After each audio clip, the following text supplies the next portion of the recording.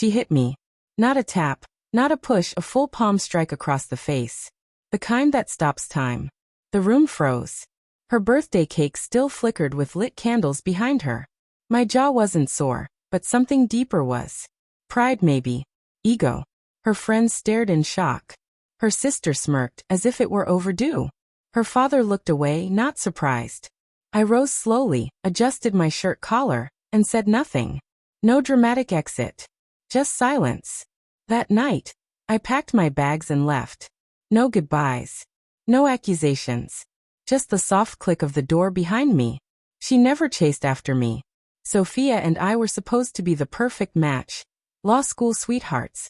Co-founders of our boutique firm before we turned 30. Married under an amber Tuscan sky. She used to say we were unstoppable. I believed it.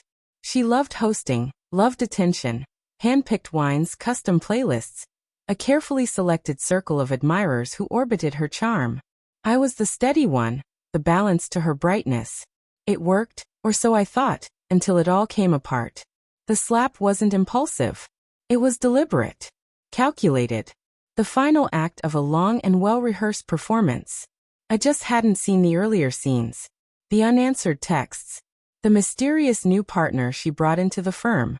The warmth that became hollow over time. I told myself it was the pressure, stress from work, from growth, from life. But denial has its limits. And when she referred to me as just a name on the letterhead during a meeting, I understood. That wasn't stress. That was disdain. So, I started watching. Quietly. Carefully. I followed the paper trail. She had been moving money, shell vendors, layered accounts, false invoices. All roads led to one man. Darren Lockcatch. Her business partner. The same man who smiled at me across the dinner table on our anniversary while his hand rested on the small of her back, like it belonged there. After the slap, she filed for divorce. Played the role of the wronged woman.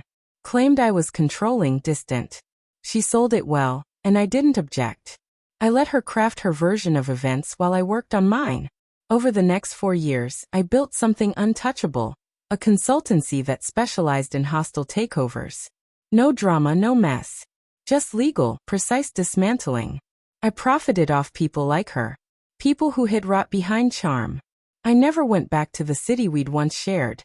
Not until last month, when the invitation arrived. Thick cream paper. Gold trim.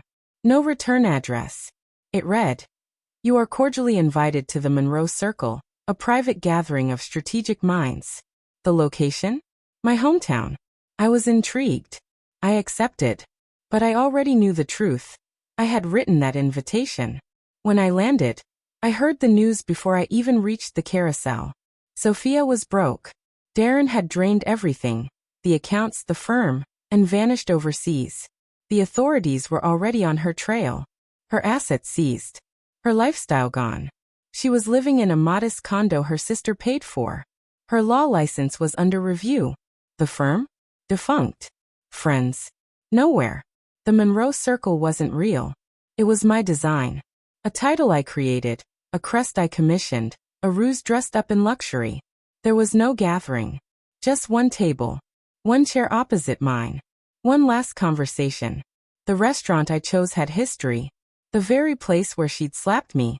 Since shuttered, then quietly purchased and renovated, by one of my shell companies. When she arrived, she still wore that familiar perfume. But everything else had changed. Gone was the effortless confidence.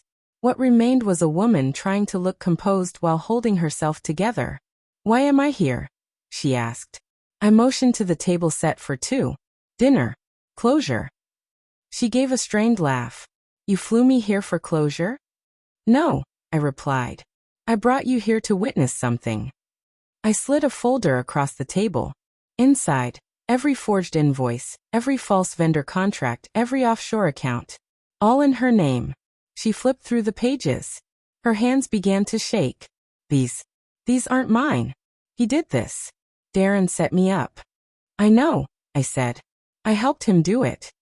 Her eyes met mine. For a few seconds, neither of us said anything. Then the realization hit her. I wasn't bluffing. You let this happen?" "I guided it," I said calmly. "You hit me. In front of everyone." shamed me, lied about me, tried to destroy my name. So I vanished. Then I rebuilt. I waited. And when you were ready to fall, I made sure it was clean, quiet, legal. You ruined me, she whispered. No, I said. You did that to yourself. I just held up the mirror. She stood suddenly, her chair scraping against the floor. You think this makes you strong? You think this is justice? This, I said, is silence. Yours. She left, stormed out into the night. I didn't follow. I didn't have to. I knew she wouldn't sleep. She'd unravel, comb through everything, looking for a way out. But there wasn't one. The evidence was already submitted. To the ethics board, the bar, the IRS. Her career was already over. No hearings. No appeals. Just consequences. I left the city the next morning. Didn't watch the fallout. Didn't need to. Some things don't need applause. Some victories are better tasted alone. She shattered the man I was. So I let him die. And in his place, I built someone untouchable. Someone she could never manipulate, never rewrite.